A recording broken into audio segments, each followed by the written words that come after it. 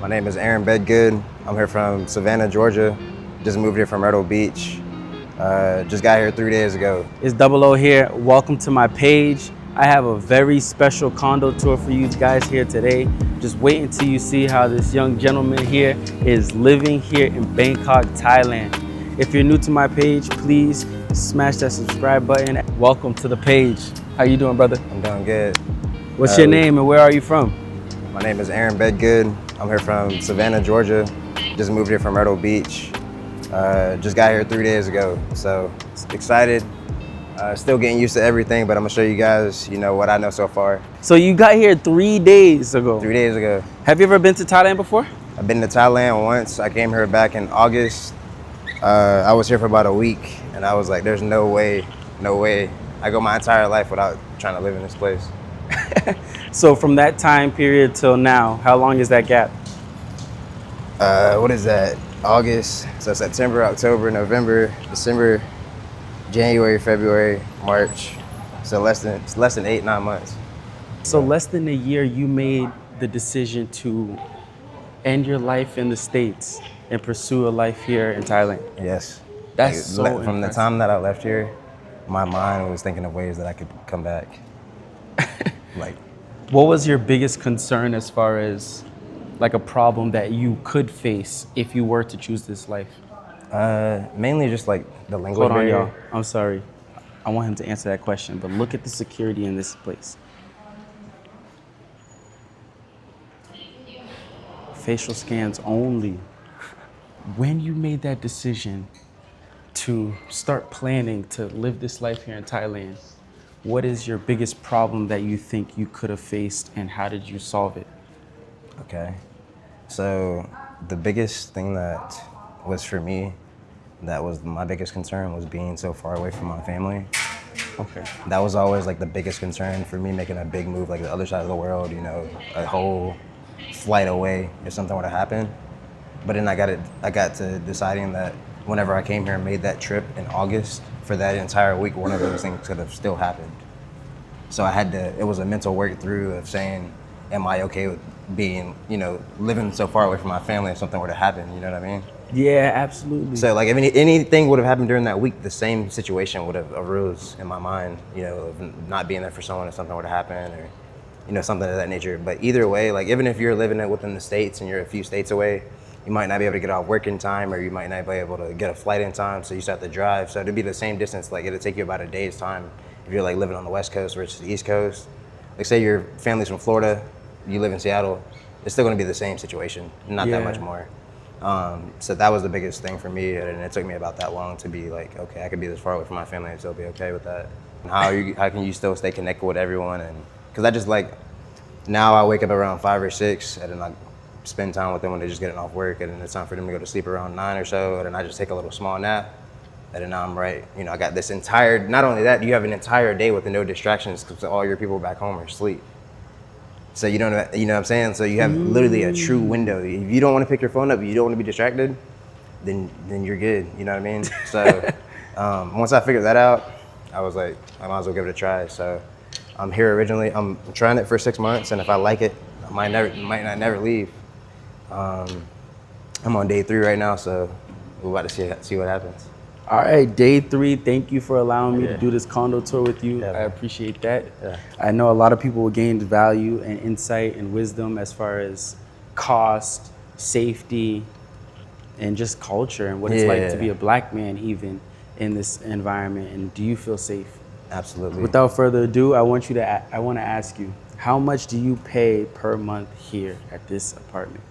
So everybody keeps asking me this. I have been posting stuff. Everybody, dude, how much? Everybody thinks you're a millionaire if you're able to buy something like this, because something like this in the States would at least be $5,000 a month, right? There's nothing that you can find in the States of this caliber for less than $5,000 a month. Follow me on Instagram. My name is Aaron Bedgood _, and also subscribe to me on YouTube. It's just straight Aaron Bedgood. I came here, toured a whole bunch of apartments, and I was like, wow. I was like, that's another thing. I went to, I was like, there's no way I go living, without trying to live here. So all inclusive, I pay $800 a month, all inclusive. Wow. Wi-Fi, water, electricity, and rent, all included. $800 a month. $800 a month. Yes. Let's see what $800 can get you a month here in Bangkok, Thailand. So this is this is like a little place where you come and you can see outside. I haven't been over here yet, so yeah. So You haven't even been over there yet? Nah, bro. I've been trying to explore this thing for the last 3 days. Here we go, first time. Oh, so that's how you get to this pool. Oh. I didn't know that, bro. I literally just found this out. I was up there looking at down here earlier, and I was like, how do I get over there? But let's go check this out. What is this?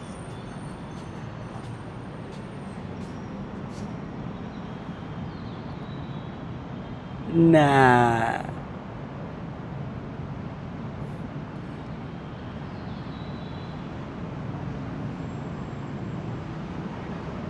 Yeah, bro. I know your family's proud of you. Yeah. Look at how you're living for $800 a month. Now talk to me. What is your source of income while being here? Yeah. Or do you have one? So right now I saved up a lot of money, but I have a portfolio that I put together that allows me to live off the interest. Oh, that's awesome. Yeah. So what is your background? So I was working in insurance and financial services for the last 3 years. But yeah, this is the infinity pool. Wow. Yeah. I'd be in this pool 24/7. Yeah. So I was sitting at the other pool over here, bro, but I didn't know about this until now. But yeah, man. So this is all of a sock. So that You whenever want to jump in real quick? Not right now, bro. But over here, that's what I was showing you. The other side was with the 2 malls, and then this way, 10 minutes this way, you can see it's like Manhattan of Thailand. It's like literally like Times Square and all this stuff over here. That's what it looks like. Yeah, it definitely does give that type of aesthetic. There's so much stuff, bro. Like you can live here for so cheap and just explore everything, bro. Whenever I was looking for a place, I was in kind of like a weird time frame. So I wish I would have done a little bit more research about like the location and like looking into you got to really look into the contracts. Okay. You really have to look into the contracts because a little bit of wording can be off or blah, blah, blah. So you have to make sure you get everything that's said to you written on paper. Yeah, that's a good job. We're in the gym. I want to see how many pull-ups we can both do in a row.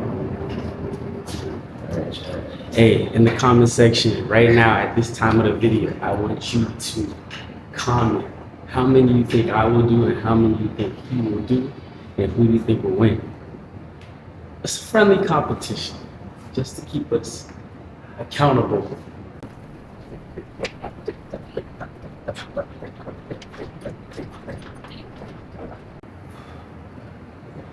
Yeah.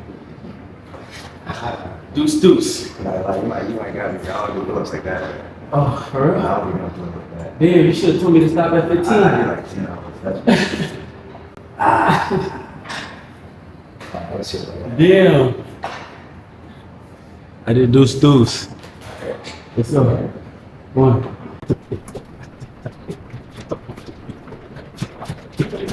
Two more. 2. Keep going, keep going. Hey, where we going?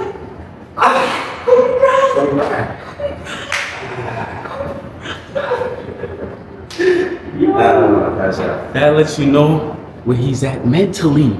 He said, I don't think I could do it, and he did it. Kobe Bryant on him.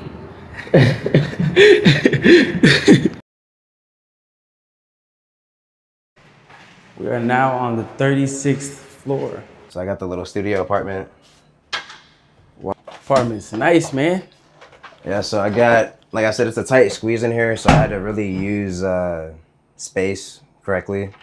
I brought 3 big suitcases here, and that's the only thing I have here is 3 suitcases of stuff that I just thought was most important to me in my life. On the way here, I had to discard a lot of it just for weight purposes. But this is everything that I have. Right here, it's just a little studio apartment, so you got my bed right here. I got my little setup right here. Everything else is already in here except for that table. I had to go buy that table so I can set up my laptop, my laptop and my desktop. Got my PlayStation, got my TV. It's a little place that I sit while I'm working on this. Or I come over here, and I've been sitting here uploading my own YouTube videos. Just got back from Korea and went to Japan before that en route to here, so I have a lot of footage there. So that's good. And then this is the view of the city from up here. This is the 36th floor. There's only 6 more floors above this before you hit the amenities. This is the type of view that you can get here for $800 a month. And $800 is really me like overshooting what I'm gonna pay for utilities. So I haven't paid my first month of everything yet, but the rent is $650, and they said that like your electricity can be. I always like overshoot stuff, so like if something goes over, that's why I just went ahead and put $800 a month away for rent. But Dude. it's really cheaper than that. Do you ever feel like Tyreek St. Patrick's looking down here? But I'm not gonna lie, it was at nighttime. The view is crazy. What? I can only imagine. Bro, at nighttime the view is crazy. Like that's really the biggest thing in adjusting, bro. I'm not accustomed to looking at something like this like every night, bro. Psychologically, what does looking at a view like this do to Bro, I don't know, bro. Especially like I'm looking down here, bro. You can see like over here you got a lot of LaFerraris, Lamborghinis, Porsches. Like everybody in this building has them, bro. So I just sit here and watch them pull up and drive it every night. So like you're just sitting here watching it. You're looking right at downtown. The lights are amazing. I mean, all of these buildings light up. Some of them have lights that don't show during the day, but at nighttime it just, man. And then you can right here sometimes you can crack the window and you can listen to the city. Oh, just to get that little ASMR. Yeah, just to get the ASMR. So like, if I'm just sitting here listening to music and playing the game, I could just crack the window open and listen to the street. It's not like, I mean, it's just crazy. You hear the honks, the fire truck go by. I mean, I'm not used to that, so it's just something different for me. It's nice. It's cozy. And also, there's a little, there's like a little water creek right here too. You can hear that. I don't know if it echoes up the building, so you can still hear the water. But yeah, man. Other than that, I'm just been here chilling. I bought this frame right here. It has a lot of pictures of myself traveling, and then that's a digital frame. Yeah, it's a digital frame. You can upload pictures into it, and then it switches. Yeah, it switches. I got a lot of pictures of like people that my family and friends back home, and then places that I've been. Things that are sentimental. Yeah, exactly. Man, smiling is good for the soul. You see it. Yeah.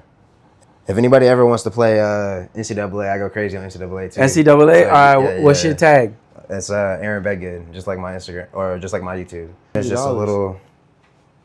No, the only thing I hate about this bathroom is that there's no place to put your stuff, so you just have to have it scattered right here. But I guess with all these units in here, they ran out of space.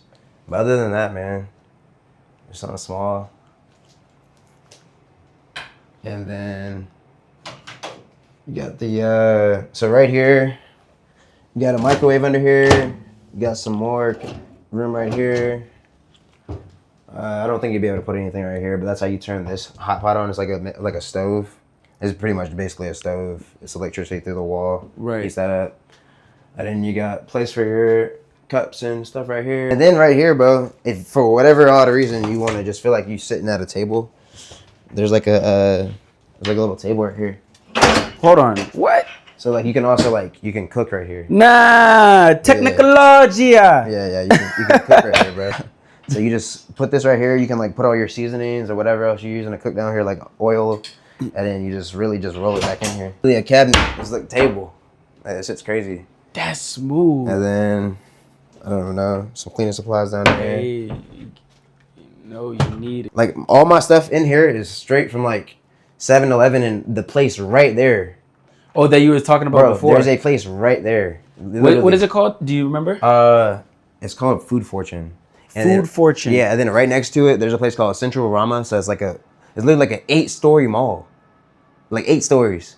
And then there's another one called Terminal 21. It's even better than that one. It has 12 stories. And I can show a picture. I can show you a picture. How far is the walking distance? Literally 10 minutes that way and 3 minutes this way. Again, what is your name? How old are you? And where are you from? My name is Aaron Bedgood. I'm 25 years old, and I'm from the United States of America, specifically previously residing in Myrtle Beach, South Carolina for the last I'll say 5 years, 5, 6 years.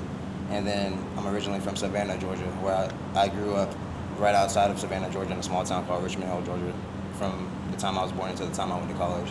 Oh, okay. What led you to moving to Thailand full time?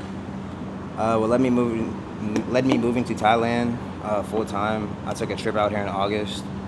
I had always wanted to go somewhere in Asia, but I never really knew where was safe. You know, so far away. I never knew anybody that went to Asia. I knew people that went to South America, but not Asia. I was always fascinated by, like, I'm really into like tech and new gadgets and technology, electronics, everything. So I was seeing what China was doing, and they're like literally living in the future. Japan's the same way. Thailand, I came here and I thought Thailand might be behind that, which they are compared to those guys, but the same stuff that they have in those places is falling into here because they're so close. I see what you're saying. Stuff doesn't have to go overseas, and it's like literally right there. So it's easier for you to start businesses here. There's more people to sell to here.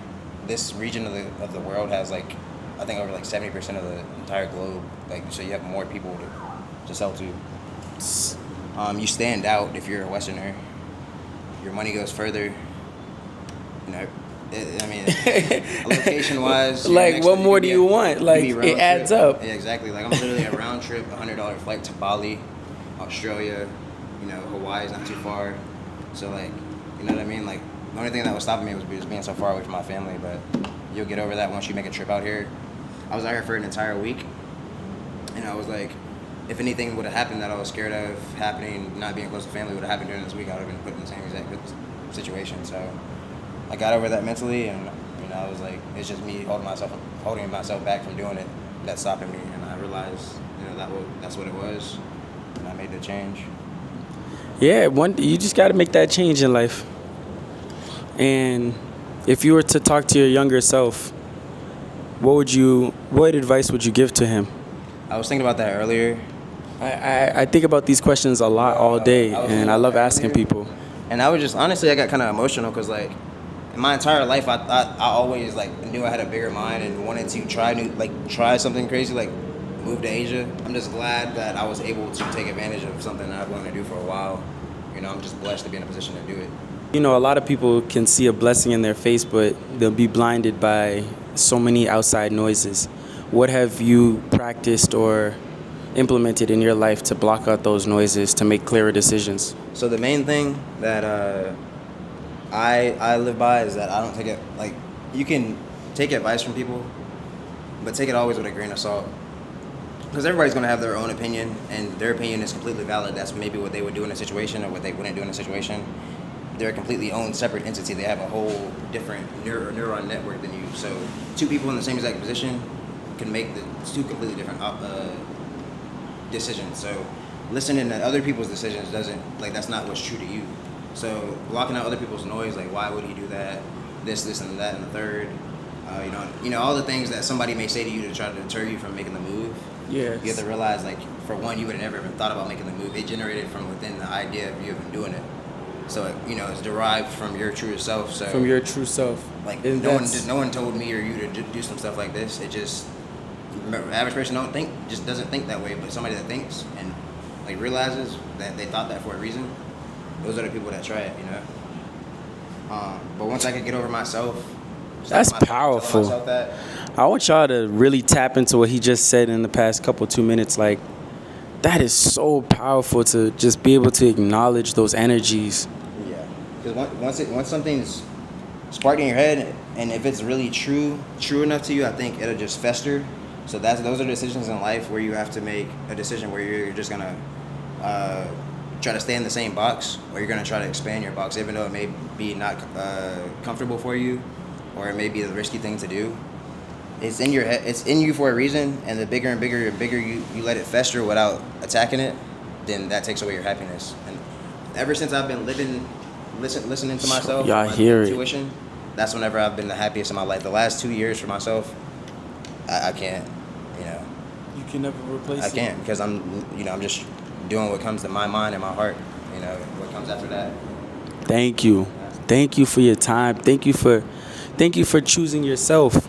And if you didn't choose yourself, we would have never crossed paths. And this is your 3rd day in Thailand. Like, and I mean, you're grateful enough to show me your place. Like, I'm so blessed and thankful. Yeah, man. I think a lot of people that are moving here from other places, everybody knows that it takes a special person to even make a move like this, to even visit a place like this, and then come here. You either like it or you love it. If you hate it, then you never come back. But if you love it, still you might come back as visiting, but to make a jump like saying you're gonna drop everything and move, it takes a special person like that. So you can't expect everybody to understand. If there's a word of motivation that you can give to somebody that's watching this video that may want to live that type of life, you know, they have the income saved or they went to school, whatever the case may be. So if what advice would you give them to my survive advice, Thailand? I think subconsciously this was the right thing for me to do, because subconsciously I had like a life audit like a few months ago. I was thinking about all the decisions that I made up to that point in my life. I was 25 years old, so I'm like, and I was like, where's the trajectory of my life going now? And I was like, there's a few routes I had. I'm a very analytical person, so I had pros and cons for each route. And I was like, what's the most asymmetric risk that I can take? And if you're a person that doesn't have any kids, or like a partner that you're really serious with, even if you have a partner right now, that's not the person for you, definitely just take that into consideration too whenever you make a decision. If you don't have any dependencies and you're able financially to do something like this, I think every person that's in that situation and meets those requirements should do it. Because the money that you would spend and being away from your loved ones and family, the loved ones and family was the hardest one. It took me 2 years to overcome. But then the money spent, I was like, money's just a tool. Your money's gonna return. Your time will never. You'll never be at this age in your life with no dependencies and even able to do something like this ever again. So why not take the chance? Once I got over those two things, as I say, it was hard and a lot of stuff to work through. Mentally, it was easy. It was just all the other stuff that I had to do, like selling and stuff, and how people preps and. Now, for those that may not find it as easy as the people that obviously made this choice to be here right now, how do you think they could leverage their current environment to find support or resources? The one book that got me thinking outside the box financially was Think and Grow Rich and Rich Dad Poor Dad. Between those two books, they will permanently alter the way that you think about money, making money, stewarding money, investing money, how you should go about having money and how you should present yourself in the world. Because a lot of young people, some people never figure out how to make money. Some people figure out how to make money and can't keep it. And some people just never figure out anything about money at all. The people that I've figured out that are the most successful are people that know what they're doing. They plan out everything. They know exactly what they're doing, and they have discipline and stick to it, one. And they don't care to show other people that they have money. So back in the States, I could have been blowing a lot of money for a long time, but I was saving up for a purpose. And I didn't buy a new car. I didn't buy a house. Just off of, for one, the money I'm going to spend on those things. Those are depreciating assets. And then two, I was like, those are things that I'm going to have to get rid of whenever it's time for me. I didn't like the freedom that it took away from me, having a mortgage and having to wait for somebody to sell. It was a bad market. Just wait a couple months instead of a few weeks getting out of a lease. I didn't buy a new car because there was nothing wrong with my car. Why am I going to go buy a new car if there's nothing wrong? If it's not broken, don't fix it. The times are changing. Like, you know what I mean? So that was just a stupid purchase. And then I would have had to sell the car too if I wanted to leave. So I just made a lot of subconscious decisions over the past few years. And I think I was always, staying in the market to do something like this. And then one day I figured out a way I could do it financially. The other stuff that came from it, you can walk down and come over. So this is what I was telling you about. Like, you can have people up here. You can literally put a world over here. What are you most grateful for? I think about that every day. Like what I'm most grateful for, because there's multiple things that I'm, grateful for. I've had like a few near-death experiences. I have went through a lot of injuries, had a lot of surgeries due to playing football. I played football at Coastal Carolina University, and also I went on to play a little bit at Liberty University. I've torn both of my ACLs playing the sport of football, so I've been through long periods of time where I had struggle. So I've had long periods of time with struggle, near-death experiences, and I was like, I'm just glad I came to a point mentally to where I'm fine with just trying to live my best life each day, because you never know when your last day could be. Some people never reach that in themselves. For one, they never get to see things that I think everyone should be able to see within life, or they never like unlock the idea that they can, like, that life is so precious. You know what I mean? That boy's going in the sauna. We in the sauna with it. Hey. Hey, you can't even see my face, but we here.